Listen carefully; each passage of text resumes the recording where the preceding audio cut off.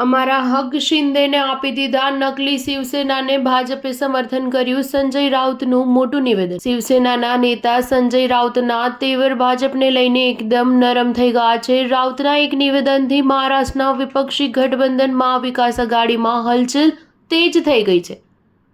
ભાજપ સાથે ગઠબંધનને લઈને અનેક વાતો કહેવામાં આવી રહી છે। એવામાં હવે રાઉતે પણ કહી દીધું કે ભાજપના અનેક લોકો શિવસેનાના સાથે ગઠબંધન કરવા ઈચ્છે છે। હકીકતમાં હાલમાં જ ભાજપ નેતા ચંદ્રકાંત પાટીલ અને શિવસેના તરફથી ચીફ ઉદ્ધવ ઠાકરેની વચ્ચે એક લગ્ન સમારોહમાં મુલાકાત થઈ હતી। સંજય રાઉતનું આ નિવેદન આ મુલાકાત બાદ સામે આવ્યું છે। રાઉતે કહ્યું કે ચંદ્રકાંત પાટીલ અમારા મિત્ર છે, તે હંમેશાથી ભાજપ શિવસેનાના ગઠબંધનનું સમર્થન કરી રહ્યા છે। હવે ભાજપમાં ઘણા બહારના લોકો આવી ગયા છે જેને અમારા 25 વર્ષ જૂના ગઠબંધનના મહત્વ વિશે ખબર નથી।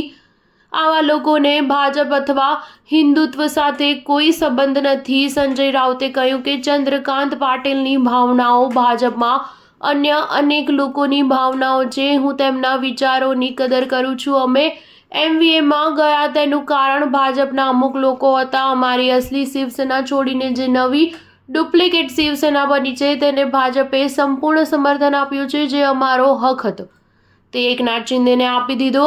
ભાજપ અને શિવસેનાના સંભવિત ગઠબંધનને લઈને જ્યારે સંજય રાઉતને સવાલ પૂછવામાં આવ્યો તો તેઓએ કહ્યું કે ભાજપમાં અનેક એવા લોકો છે જે ચંદ્રકાંત પાટીલની જેમ વિચારે છે। અમે તેના પર સતત ચર્ચા કરી રહ્યા છીએ, પરંતુ હાલ અમે વેટ એન્ડ વોચની નીતિ પર છે। જો કે અમને પહેલાથી જ જાણ હતી કે આગળ શું થવાનું છે। મને શંકા છે કે એકનાથ શિંદે કેટલા સમય સુધી ભાજપ સાથે રહી શકશે। આ ફક્ત સત્તા અને પૈસાના બળ પર ટકેલા છે।